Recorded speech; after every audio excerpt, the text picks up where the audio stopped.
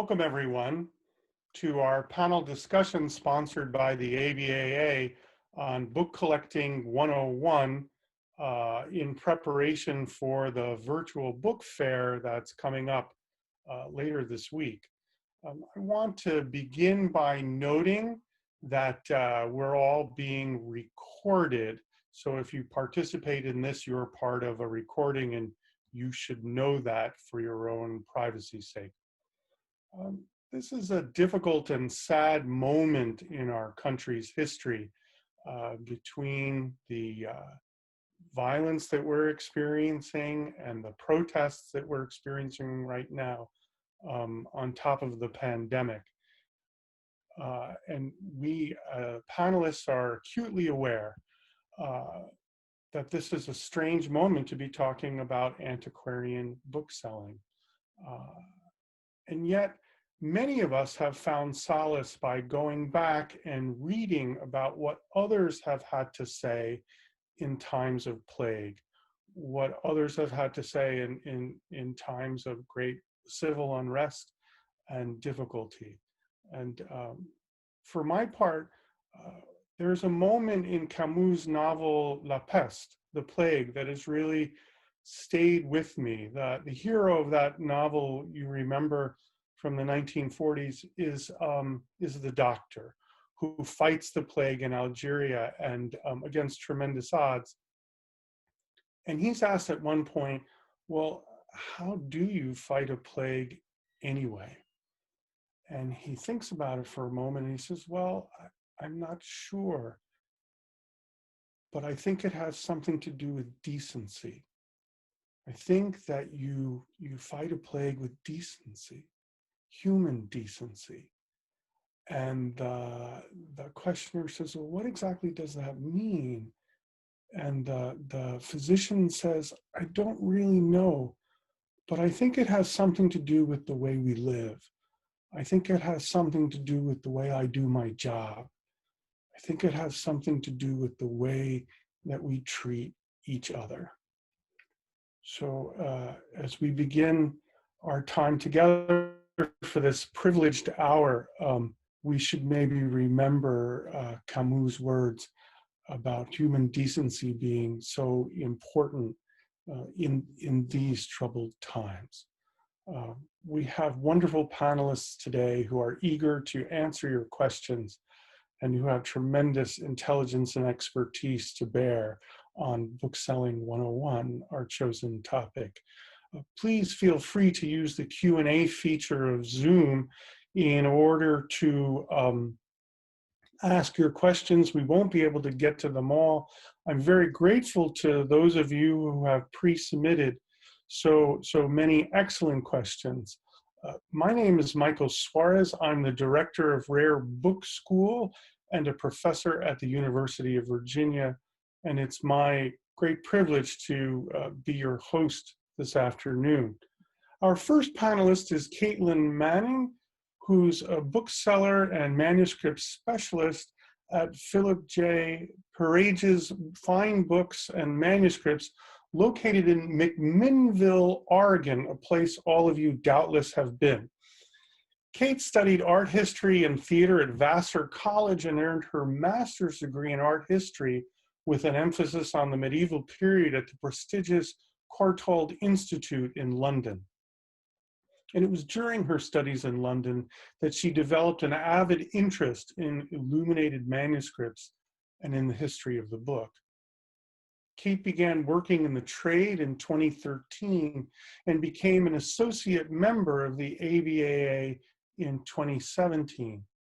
She's an active member of the ABA's Women's Initiative Committee, and we're delighted to have her with us. Caitlin? Thank you so much, Michael. First of all, thank you so much for joining us today. It's wonderful to see how many people have signed up. I'm guessing if you are with us today that you are somewhat new to book collecting and maybe still thinking about what sorts of things you want to collect. It can feel a little daunting because there is so much material out there. So the best advice that I can give is just to go with what you love. And you may already have a really clear idea of what that is, but If you're still unsure, you maybe need a little inspiration, I would recommend getting on a site like the ABAA and browsing various categories. Just take note of what attracts you. It's a really good way to familiarize yourself with which dealers are selling what kind of material, especially since book fairs, physical book fairs at least right now, are suspended at the moment. So I think a common question I often get from new collectors is, don't I need lots of money to start a book collection? And the answer is, it depends.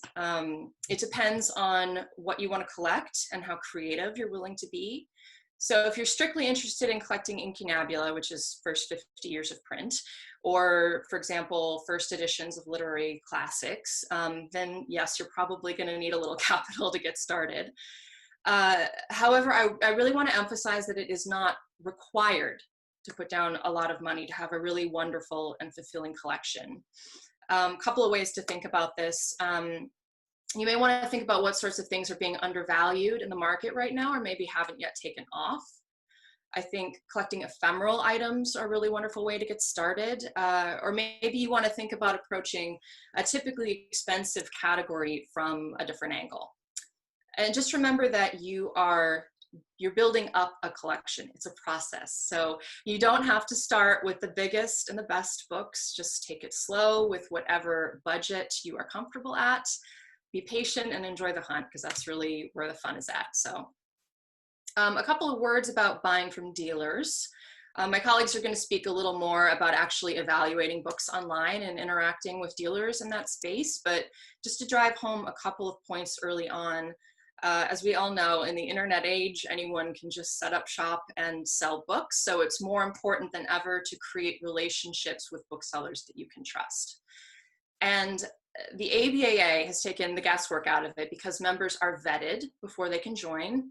And we abide by a very strict code of ethics that guarantees that our items will be authentic and will be exactly as described, or they can be returned for a full refund. So it definitely will give you some peace of mind. But regardless of who you purchase from, it's a really good idea just to understand the seller's return policy, just in case you end up needing it. And when you do find a dealer that you like and who tends to carry the sorts of things you're interested in, continue to develop that relationship over time. So make sure the dealer knows who you are and what sort of things you collect. If you have a wants list of titles, for example, you can send that to them. And in the future, as they get to know you, they may be able to let you know when they have something that might be a good fit for your particular collection. I think the one area of anxiety for most new collectors, and frankly for booksellers as well, is how to determine whether something has been reasonably priced or not. Thanks to the internet, again, you can just search for other copies online and how much they're going for. But a word of warning, just be sure you're comparing apples to apples when you're doing that. As you know, one title can have many different editions, and they are wildly priced and with wildly different prices. Some copies may also have a special feature that sets them apart. So it's just really important to make sure you're doing as accurate a comparison as possible. If you're still unsure whether why something is priced a certain way, or maybe there's a time crunch if you're at a dealer's booth the next time we are all able to attend a physical book fair and you don't want to set something down, I think it's perfectly acceptable to ask the dealer politely how they priced an item the way that they did. The dealer should be able to tell you, and they shouldn't be offended by the question, or at least I wouldn't be offended. And I think Lauren and Rebecca would probably agree with me. From a dealer's perspective, I can tell you that I'm looking for 4 sort of main criteria when I'm thinking about pricing a book, other than the baseline cost of how much we paid for it. And that's condition. So is it the best copy? Is it average? Is it less than average? Scarcity. So are there others on the market? How often does it come up in the auction records? Is it widely held institutionally? The desirability of the content. So is it important or unusual in any way? Are the contents dull as dirt? Hopefully not, but you never know. And are there any special features? So does it have a fine binding, for example, or is it signed, that set it apart from other copies that might be on the market? And sort of subcategory of that last field is craftsmanship. I deal a lot with fine bindings and medieval manuscripts, which are basically unique items. So when I'm looking at, say, a manuscript, a miniature, for example, I'm thinking about whether is this a masterpiece? Is this an exceptionally good example from a workshop? Or is it an average example? Or is it rustic, shall we say, as to use a favorite bookselling term? I guess if you were to take one thing away from my portion of the talk today, it's that I would want you to be discerning about condition in particular, and buy the best copy that your budget is going to allow. Of course, if something is very scarce, if it's rare enough and desirable enough, so to say, condition becomes a little bit less of an issue simply because there are so few copies out there. So I think I'm approaching the end of my time here. So just to kind of wrap up and to offer a few words of advice about where to learn more. First and foremost, familiarize yourself with bibliographies in your area. So bibliographies can be on a wide topic like Americana, or it can focus on a narrower subject or an individual author, but they are our main tools for identifying edition and completeness. And because they're usually written by very smart people, you get to reap the benefits of all that knowledge and expertise. Second, read dealer catalogs as much as possible. Believe it or not, some dealers also qualify as very smart people. So you can learn a thing or two from reading their catalogs as well. And the same goes for auction catalogs. I think it's probably the best way to learn about the market and market trends and develop your eye. Most of us have mailing lists to sign up for, so definitely take advantage of that and make sure catalogs are coming to you consistently. And finally, don't be afraid to ask dealers if you have questions about their stock. We're very happy to answer questions. And with that, I'm going to leave it there. I think that's a good place to hand it off to the next speaker. Thank you so much. Thank you, Kate. That's really great. I myself have learned so much from reading booksellers' catalogs. I always think that the booksellers know a lot more, certainly, than the professors do, and that one area has been super important for me. Our next panelist is an expert too in her own right. Rebecca Romney co-founded Type Punch Matrix, which operates out of the Washington, D.C. area and offers a mixture of beloved classics and innovative texts from throughout print history for collectors and institutions alike, with special emphasis on increasing accessibility in book collecting. Rebecca entered the trade in 2007 when she was hired by Bauman Rare Books and worked for a number of years as a principal at Honey and Wax Booksellers, where she co-founded the Honey and Wax Book Collecting Prize. Rebecca has regularly appeared on the History Channel's television show Pawn Stars, so she may look familiar to you, as a rare book specialist. And in 2017, she published her first book, Printer's Error: Irreverent Stories from Book History. Rebecca was one of the inaugural members of the ABA's Women's Initiative, and for all these reasons and more, we're delighted to have her with us this afternoon. Rebecca. Thank you so much, Michael. That's lovely. I want to thank you too, specifically for your opening remarks. Very much on my mind is the fundamental value of human life that we are all thinking about a lot right now. So I appreciate those remarks. And Kate, perfect general opening remarks for introducing people to book collecting. And I just want to expand a little bit on that, specifically in the online sphere. The internet has actually created a great amount of opportunity for people who want to get involved in book collecting. If you aren't able to travel to visit bookshops or book fairs, or there are other issues with accessibility, or getting bookseller catalogs, things like that may not be possible for you. The internet comes with a lot of benefits in creating accessibility, But there are also, because it's the internet, some pitfalls, particularly in terms of difficulty with information or getting contradictory information, and with knowing who to trust. So I just wanted to take a few minutes to walk you through what I do personally when I am buying books online. I'm a collector myself, and I also scout. That is, I look for books to buy as a dealer online. And so these are just some strategies that I use that perhaps would be helpful to you as you are finding your way buying books online.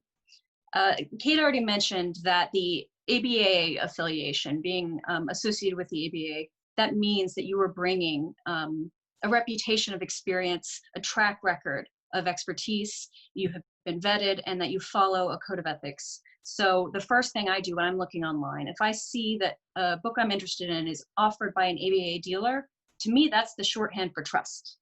And what that means is that I know if I order that, and if there's a problem with it, it's, you know, something, there's an error or anything like that, I know that everything's going to work out. And in fact, it is my experience, both as a dealer and knowing other dealers, that if there is an error, we are horrified by that and we want to make it right. Most ABA dealers, that's how we operate. So to me, an ABA dealer is the shortcut. I always feel good about that, and I know that things will be made right. That being said, there are occasions when you will find something that is offered by someone who's not part of that ABA, or maybe it's on a venue where there's less venue or vetting happening of the material that's on there. So you might be a little bit more worried about whether the photos are right, whether the signatures are right, that type of thing. And there are certain steps that I take to do my due diligence. So one of the things that I do when I'm buying a book is I screenshot the description. I take all of the photos from the dealer, and I just have a full folder like on my laptop where I keep all of that. And so when the book arrives, I can actually compare it almost like a before and after. Like, does this match up with what they said?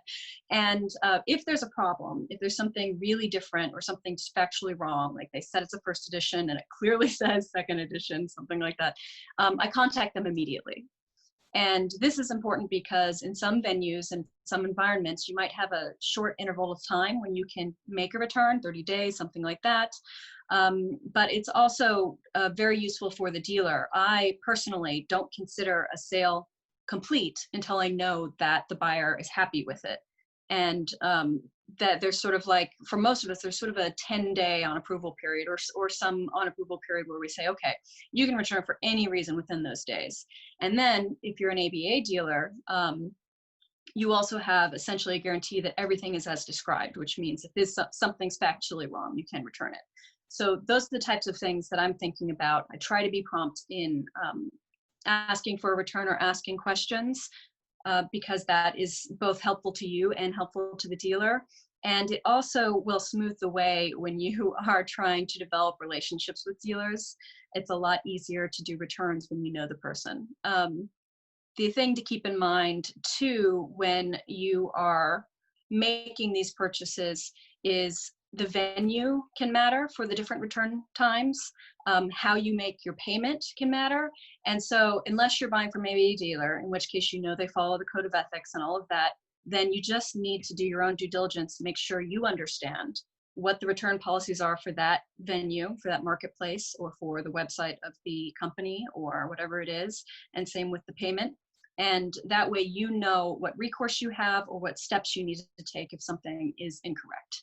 And I have had to take these steps before, and it really does matter to do your due diligence because again, if they're an ABA dealer, it's easy. If I've had occasions when the only reason I've gotten a return is because I paid through venues like PayPal, where I had to submit the dispute through third party in order to get it through. So these are all things that you need to keep in mind. Just make sure that you're doing your due diligence on your end. Similarly, in terms of just trust, a lot of dealers mean well and can still make mistakes, or a lot of dealers can mean well and it can still lead to a misunderstanding between a buyer and a seller. And so it's very important that, for example, you don't inherently trust photos, which is to say, trust a return policy, not photos. A photo of a book is never going to replace handling a book in person. And so you might get something in hand and say, oh, this is only very good, and the dealer described it as near fine, or, oh, I didn't know that that was there. And it wasn't necessarily that the dealer was trying to mislead you. It was just genuinely like nothing replaces handling a book in hand, which is why a lot of dealers, like ABA dealers, do have these sort of on approval periods where you can return it for any reason within a very short window. So don't worry so much about photos. The other thing that this is sort of an aside, but is a pet peeve of most of us, is certificates of authenticity. I see these a lot online, and just coming from someone with a decent amount of experience and expertise in this field, that to me is actually a red flag. A dealer who has been doing this for a long time and who knows what they're doing, their descriptions are their certificate of authenticity. They are guaranteed as described, and they will take them back if it is incorrect. And a separate certificate of authenticity, often in my experience, you see increasingly in proportion to the potential that that item is wrong or that dealer doesn't actually know what they're doing. So I consider certificates of authenticity often very problematic, and I prefer to follow things like trade affiliation. Are they an ABA member? Do they have an established record? Can I see that? Can I find proof of their expertise? Those are what I'm concerned about, rather than the slip of paper that they can print off and say, see, trust me. That's not really how I do things. One last thing before I hand this over to the next speaker. We're talking about how people can have misunderstandings even when everyone means well. And one of the misunderstandings can come often from vocabulary. It's very important when you're reading dealer descriptions to be aware of the standard terms in book collecting, and they can be quite nuanced and aren't necessarily always clear. So for example, a contemporary binding is very different from a modern binding. And a binding in a original binding from the time is different than a binding in period style, which means it's a new binding in the style of the period. So small things like that actually can make a big difference, and they can also make a big difference in price. I mean, you know, contemporary binding on a book from 1600 is going to be much more expensive than a 1600 book that has new binding on it in many cases. So understanding those nuances is key. And there are resources so that you can figure these things out. Of course, you can always ask the dealer a question, but if you want to do the research on your own, and I would encourage you to do so, the first stop is Carter's ABC for Book Collectors, which is available for free online through the publisher. Oak Knoll Press published it, also an ABA member. If you just Google Carter ABC for Book Collectors, free online, the PDF will pop up, and then you can just reference it while you're going through descriptions. If you ever see a word, you're like, do I know what they're saying here? Just double check in Carter. That's always a way that you can kind of check. And it's also a way, if you're dealing with disputes or disagreements, you can say, I'm sorry, I understood this from Carter. Is this incorrect? And it shows goodwill to the dealer, but it also is a way that you can do your due diligence and feel confident about what you're going for online. One last note, just to segue into what Lauren will talk about. When you do ask questions and when you do have interactions with booksellers online, it is helpful to remember that we are humans. We are not screens, and that it will be much better for your experience and in the long term as you develop a relationship with that person, which I think Lauren will describe why you would want to do that. All of that will be better if you acknowledge the humanity of the people that you are interacting with. So, you know, small tip, just remember the human on the other side. And that's all.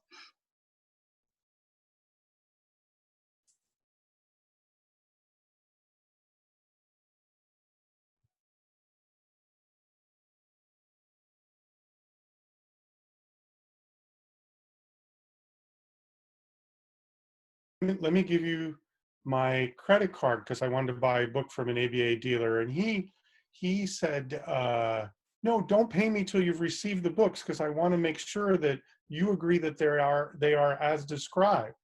And I thought, gosh, that's the kind of integrity that you get from a bookseller, that, you know, the person says, don't pay me till the books have arrived.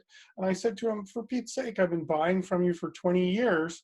I'm happy to pay you now. And he said, no, wait till the books come, check them thoroughly, and then pay me. Best practice is always best practice. And he got his money, but Rebecca's exactly right. I'm very, very pleased to introduce to you Lauren Blair, who founded the eponymous Lauren Blair Rare Books in 1996. His firm operates out of Winchester, Virginia, and specializes in the literature, art, and history of radical social movements. Prior to his book-selling career, Lauren briefly served in the United States Coast Guard and obtained degrees in biology, English literature, and creative writing at Virginia Tech and the University of Maryland. Lauren is a former board member of the ABAA and is currently director and a faculty member of CABS Minnesota, formerly the Colorado Antiquarian Book Seminar, which is worth knowing about too. Lauren, we're delighted you're with us this afternoon.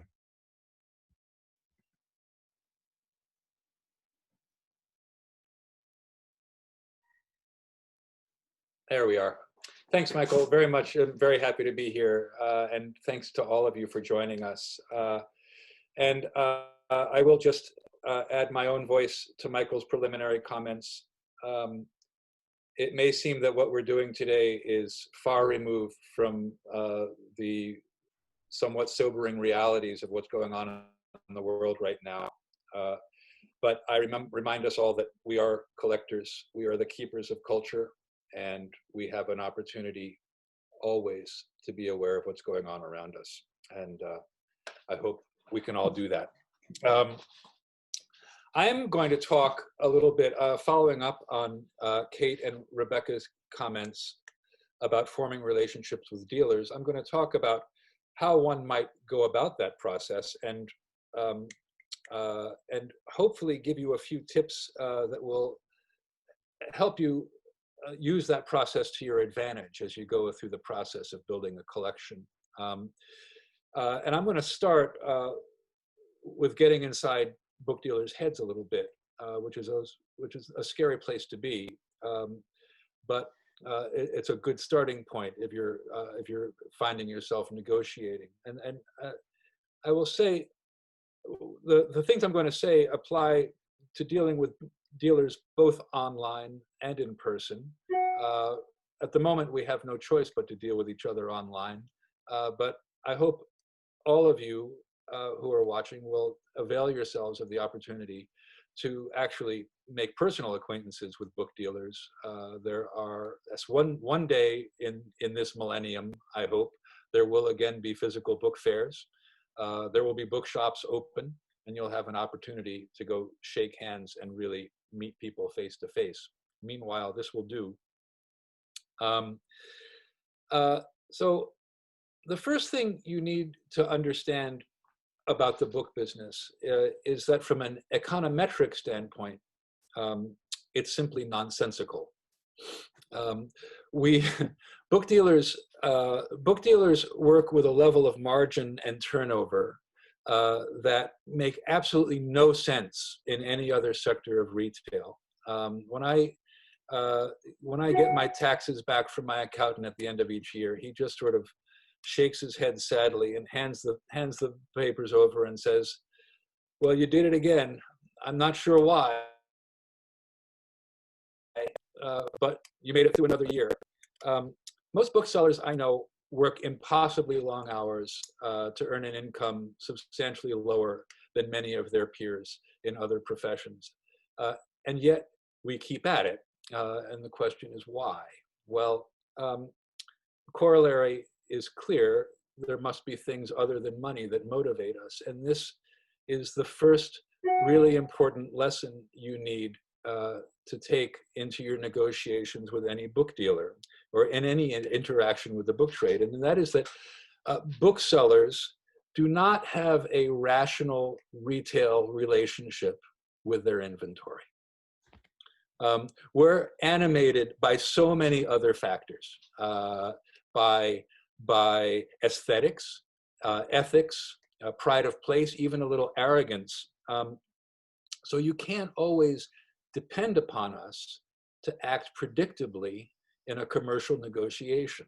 And I'll give you an example. A couple of years ago at a book fair, I witnessed in a colleague's booth, a customer, a rather belligerent customer, walk up to the dealer with a pamphlet in his hand, waving it, saying, "This is ridiculously overpriced. I wouldn't pay half your price for this pamphlet." To which the dealer replied, "Well, how much is it?" And the customer said, $250. So the dealer snatched the pamphlet out of his hand, ripped it in half, threw half of it in the waste bin, handed him the other half and said, "Okay, it's $125. This is not an untypical rare book world interaction. We're a strange bunch, and we're even stranger online. You need to know this going in. I'll grant you that this attitude can change somewhat when a dealer looks at his checkbook for the first time in a month and realizes he's out of money, at which point he can become very pragmatic indeed. But no one ever knows how much money is in a book dealer's bank account, least of all the dealer himself. So given all of that foregoing, how does one go about actually establishing a relationship with a book dealer? And I guess the first question you would ask is, given all the foregoing, why would you want to? Well, I will say that there are compelling reasons to have a personal and long-term relationship with a book dealer if you're a collector, especially if you're a collector at that point in your career where you're transitioning from a sort of more casual, omnivorous approach to collecting into a more focused and disciplined approach, which I would describe as an approach that has a desired end in mind, that you are trying to create something specific. In that case, having a dealer alongside you for the journey can be really helpful. And there are a number of reasons, and my colleagues have touched on a number of them, but I'll go into them in a little more detail. The first reason is that book dealers, and by that I mean professional book dealers, and we've been talking about the ABAA, there are other professional bookselling associations. In the end, it comes down to a personal relationship. You work with the people that you can work with. But the ABAA is indeed a banner of trust. There are others.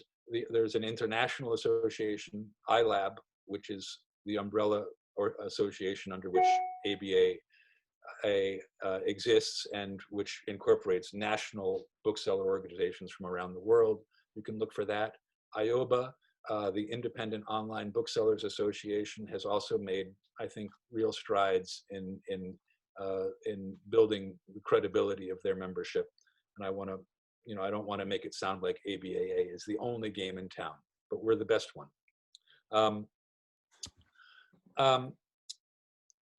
Professional booksellers stand behind what they sell. We are accountable and we're knowledgeable. While we have expert knowledge, we have experience. Those are things you don't get from auction houses. Those are things you don't get from most online dealers. You don't get it from flea markets or antique malls. We're ethically responsible to stand behind the items that we sell, to refund our mistakes. And more importantly, we spend all our waking lives doing nothing but sifting through the kind of information that ensures that when we say something is X, it is in fact X and not Y. That doesn't mean we never make mistakes, but it means that there's a reason. We've gone to some lengths at least to avoid making mistakes, and we will acknowledge when we've made a mistake and we will make it right. That's a really important thing. And especially if you're accustomed to buying your books in sort of the ungoverned marketplace, when you get into more sophisticated book collecting, there are real dangers. There's the danger of forgery, there's the danger of misdescription, and then there's just simply the danger of of the dealer not knowing. Even experienced dealers make terrible mistakes. An item was offered to me as very rare the other day by a colleague, a respected colleague, that I in fact knew to be a remainder of which hundreds of copies were available if one knew where to look. Well, I know that because it's my area and it's what I do. But that's the point, is that if you're collecting in a certain area, you want to deal with someone who's been around the block a few times. The second thing I would point out is that most dealers really enjoy helping customers put together their collections. And we take extraordinary pride a lot of times in having played a part in building a collection. If you find an experienced bookseller with knowledge in your collecting areas, I really think you should do everything you can to try and engage them, teach them about your collection, because collections are collaborations between the people who are building them and the people who are helping them to build them. And a good dealer will always listen and contribute in that spirit of collaboration. And most importantly, if they're a good dealer and they have some foresight, they won't ever try to sell you things you don't actually want. And that's something that comes with knowing your collection and knowing you. So it's a good reason to become acquainted. So finally, and probably most importantly from the collector's perspective, is that booksellers favor their best customers with their best material. That's a simple and unalterable fact. If you're known to me and you've established a track record of good communication and more or less predictable buying patterns and a record of prompt payment, you will be the first person to get the call when a really interesting or unusual item in your collecting area comes into my inventory. By adhering to just a few fairly routine niceties. They don't get adhered to as much as you'd think, but they seem pretty straightforward. I'll preface this by quoting one of my favorite aphorisms from my friend Amos Kennedy, who's a graphic designer and letterpress printer. He has a big sign on his shop door that says, we demand nothing but the best from our clients. So the three tricks for really making a bookseller your willing slave. One, pay on time. This is very important. Cash flow is the bookseller's biggest challenge. We don't get paychecks. We live from sale to sale. If you sit on invoices, it can put us in a terrific bind. And I share this with both the institutional and private collectors out there.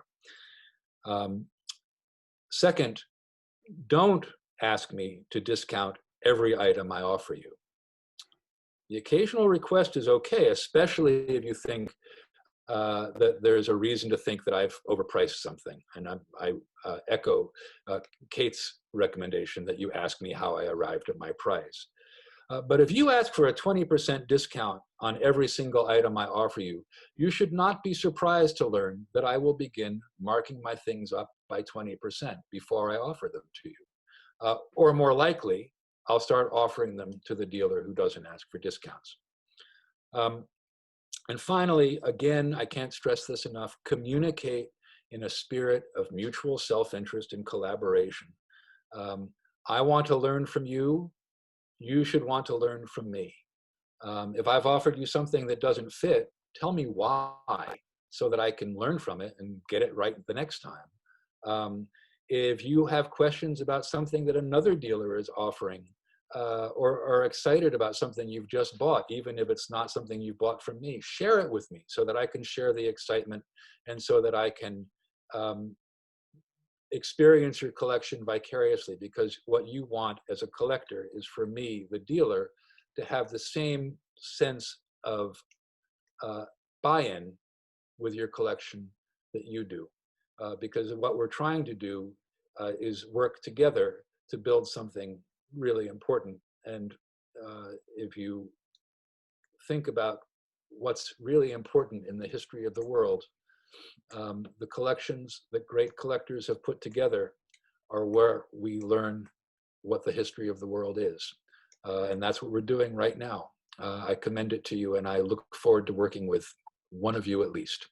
That's all I've got for now. Thanks, Lauren. Thanks very much indeed. My own tag for all of this is that booksellers add value to the book. They help us know what it is in a deeper way, with deeper levels of history and meaning. I think booksellers add a kind of resonance to the object by bringing their expertise to that object. And I just learned so much from this community. It's been really, and from the people who are the panelists addressing you. Wonder if we might move to looking at an actual description with a picture of the book. I wonder if we could perhaps see that on our screens now. And here we are, deciphering a catalog description. We see here The Adventures of Huckleberry Finn by Mark Twain. And this happens to be a description from Lauren Blair. And I'm wondering, Lauren, if you could very briefly just kind of take us through it. And then I'd like to hear a little bit about how Rebecca and Kate read this too, what they notice from the picture and the description as well. Lauren? Sure. Yeah, this is a great example. This is a great book to be illustrating a number of various points with. But I'm going to start by looking at this description, this catalog description, from the point of view of a novice collector who is perhaps thinking about buying their first Mark Twain book. And I'm looking at this description and I am seeing stuff like BAL, later state, issue points, blank, S cloth, terminal leaves. And what I'm realizing immediately is that this is a universe with a vocabulary and an aesthetic all its own. Why isn't it enough to just say it's a first edition and it's in pretty good shape? Well, as any Twain collector will tell you, and here's the book, by the way, I have it with me at the moment. As any Twain collector will tell you, most of Twain's books were issued in a bewildering variety of formats and with bewildering variations in the contents of the illustrations, in changes to the text. And what you will need to do as a collector is first ask questions of the dealer. What does all this mean? What is BAL? Who is blank?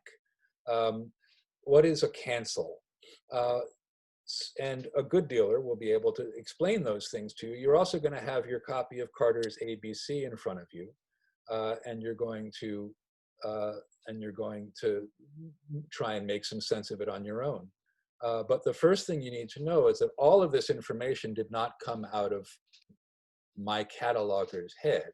All of this information came out of two sources. One of them is Joseph Blank's Bibliography of American Literature, which is the standard bibliographical guide to pre-20th century American authors. A kind of necessary tool in the toolkit of anyone who collects this kind of material. And it came out of also the author bibliography on Twain from the Stowe Day Foundation. And if you're going to collect Twain, the first thing you want to do, as Rebecca pointed out, is you want to make yourself acquainted with the secondary bibliographical literature that will keep you from making expensive mistakes.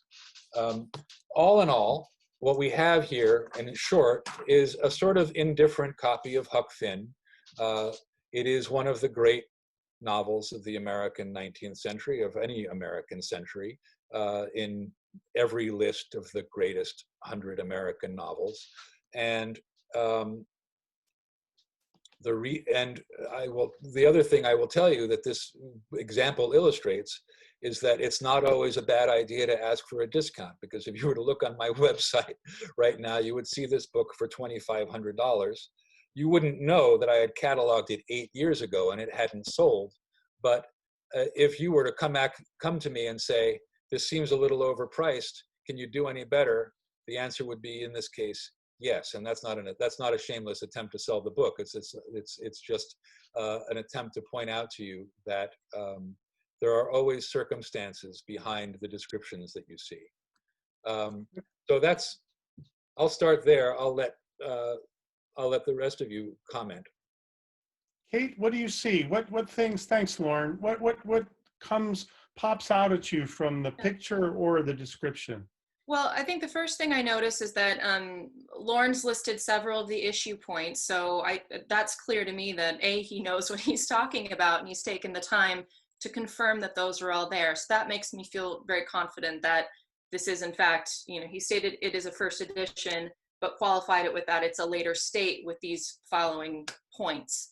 It also looks like, just based on the fact that he's told me that there are a couple of pages loose but present, sounds like he's been through the whole book. So that makes me again confident that he's leafed through all of it, and that just by the fact that small detail he's told me. Okay, good. Rebecca, what seems to be most important for you to notice in this? I would actually echo a lot of what they're saying, in that I'm thinking about the principles that you can take with this individual example and apply elsewhere. Specifically, what are the indications in this description that this dealer knows what they're doing and that they're trustworthy? So looking at it, the fact that, as Kate said, it says first edition, but very quickly says later state. Later state isn't like hidden at the very bottom or something, and you're like, oh, this is great. And then you get to the very bottom and learn it's later state.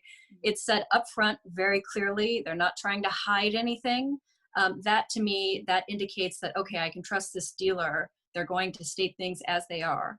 The other thing is they do include the points, which is nice, but I'm really concerned about them citing sources. And here, the sources for these points are cited. So you can actually go and double check this dealer. And in some ways, listing those sources is inviting them to say, go ahead, check. These are there. And if you see these citations too, like BAL 3145, you don't know what that means. That's fine. That's a perfect example of the type of question you can ask a dealer, and a dealer would be more than happy to answer, like, oh, well, here's how you go. This is the just bibliography for this. And just as Lauren gave you a quick introduction to Twain bibliography there, asking questions about what you're seeing as the sources cited is always like a welcome conversation with the dealer. And then the last thing I'd point out in this description is, I don't know if this is part of the slideshow or not, but you do have the ABA logo on the bottom.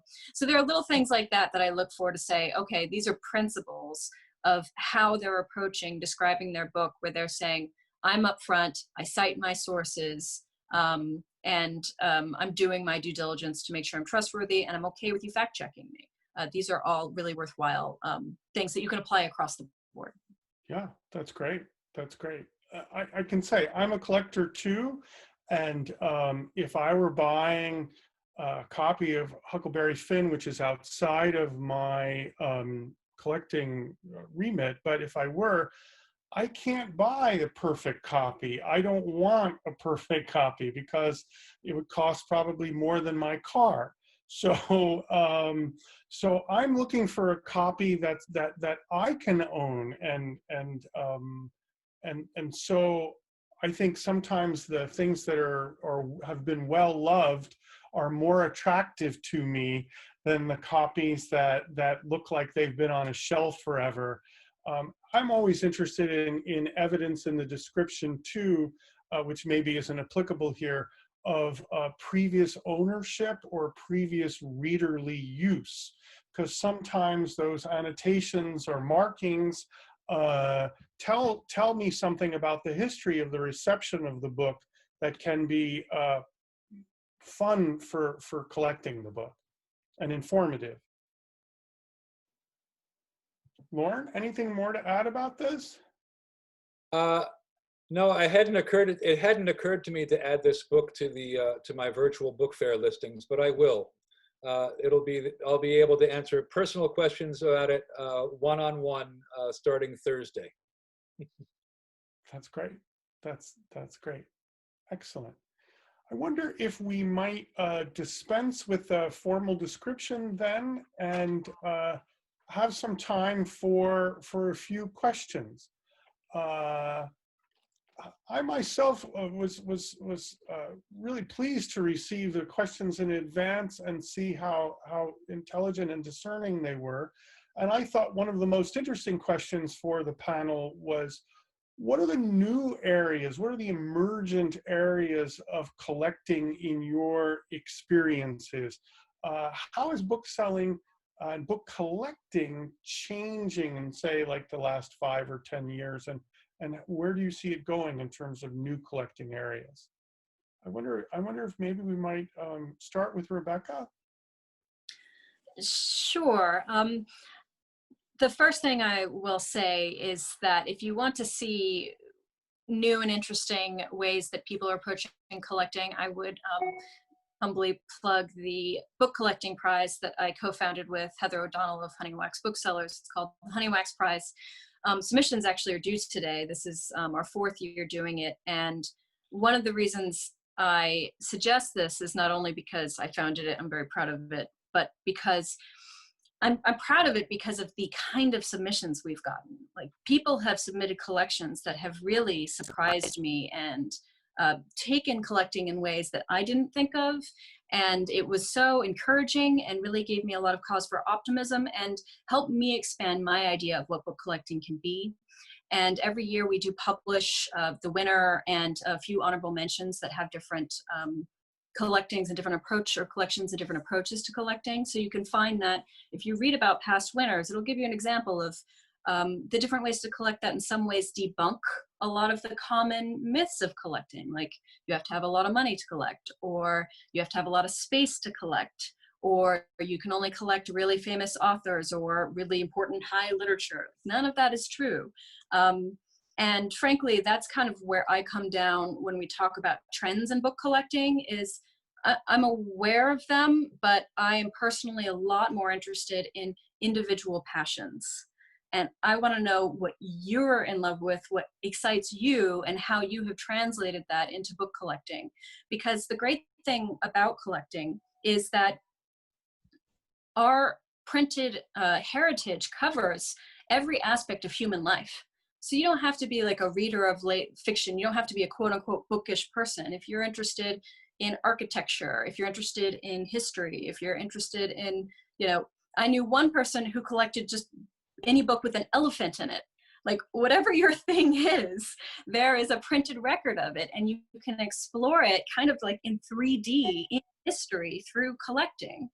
So yeah, for me, trends are a lot less interesting than figuring out what people are doing that's very weird and very individual to them. That's what is exciting to me. That's great. Thank you, Rebecca. Kate?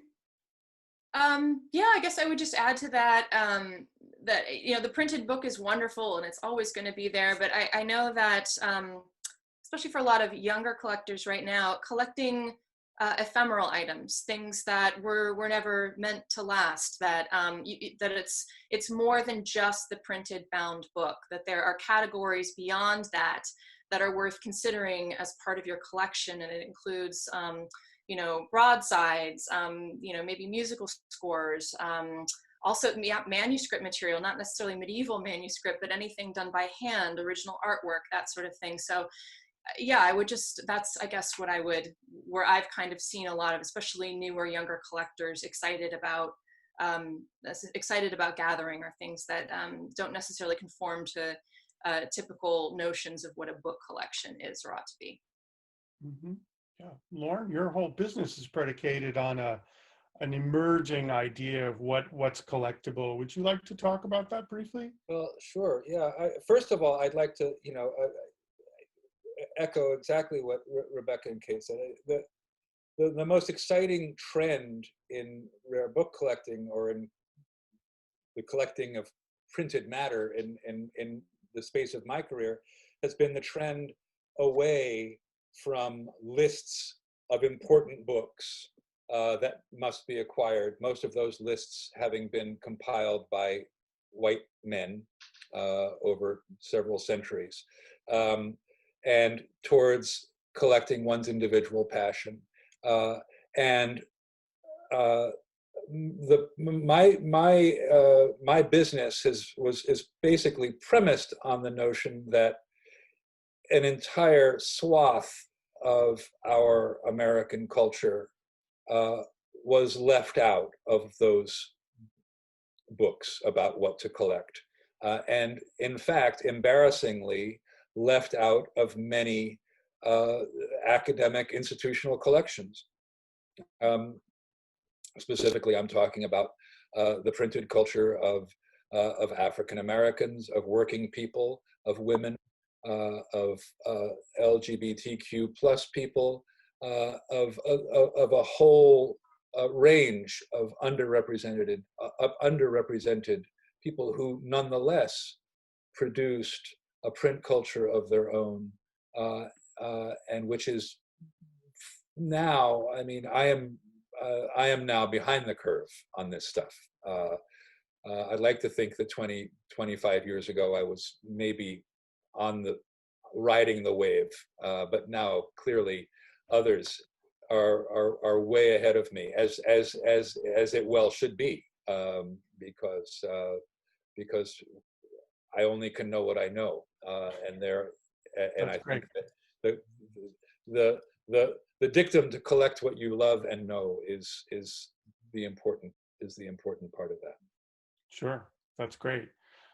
One of our audience asks what's the best way to know for free what's in institutional collections. I think that WorldCat probably is one of the basic affordances there. But another one of our audience sends in the question, what software do you like best, without discussing the whole panoply, for managing collections, for thinking about inventory or a collection as a body of works? Could I just kind of have a lightning round here, since the clock is ticking? I'll ask Kate first.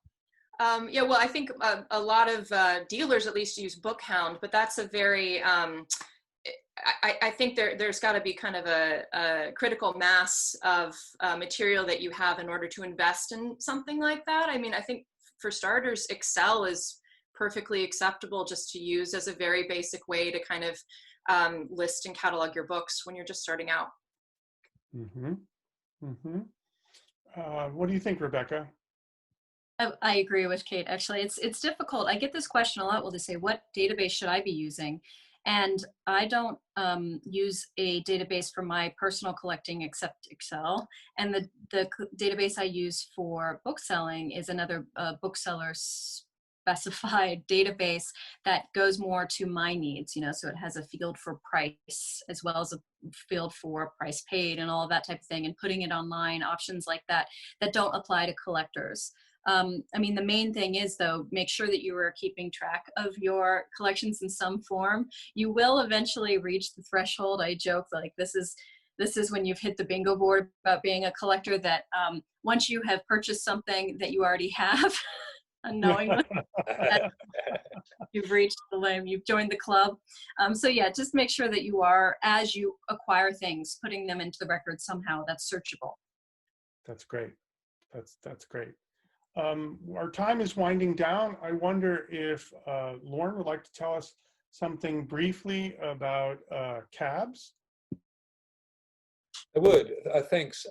I'm the director of CABS Minnesota, formerly the Colorado Antiquarian Book Seminar, which is a 1-week intensive training program, which I'm happy to say both Kate and Rebecca have attended. Intended primarily for people interested in getting into the antiquarian book trade, but useful also for collectors and for librarians. We didn't have it this year for obvious reasons. We are full speed ahead for 2021, July, in Northfield, Minnesota. but we are making contingency plans. We were caught a little bit by surprise this year. CABS is in July every year, and we couldn't get an online program developed quickly or efficiently enough to have something come off in 2020. But we'll be ready in 2021 if we need to be, but hopefully we'll be seeing some people in person. Great. You can look at bookseminars.com is our website, and it's got full information on the curriculum and the faculty. Bookseminars.com. That's excellent. Thank you, Lauren. I'd also like to put in a quick plug for Rare Book School online, a full suite of offerings this summer. And for those of you who are in the book world who want to learn more, our 1 week offerings might be salutary for you. So something to think about. All you'd need to do for now, at least, would be to Google Rare Book School or Rare Book School Online or RBS Online. That might be interesting. As a coda, I'd like to remind the audience that the Antiquarian Booksellers Association of America, that is to say, the ABAA that we've been talking about, is hosting a virtual book fair, and Susan has just taken away, or Gareth has just taken away my copy by going to full screen mode that I'm unable to adjust. So between June 4th and 7th, it's a new opportunity for everyone. This online event showcases fresh material from ABA booksellers across the country. Their books, their manuscripts, their ephemera, and they're only available at this virtual fair. The visitors are first in line for hand-picked highlights and new acquisitions. And you can interact with ABA booksellers in real time. Some of them will do that through FaceTime, some of them through email, and other affordances. There are going to be more than 150 ABA booksellers involved. So the virtual book fair presents volumes from 6 centuries of printing, as well as original manuscripts. The books on display will cover every imaginable area, from the history of travel and exploration to early science and medicine, from classic literature to modern first editions, as well as autographs, photography, children's books, illustrated books, and the like.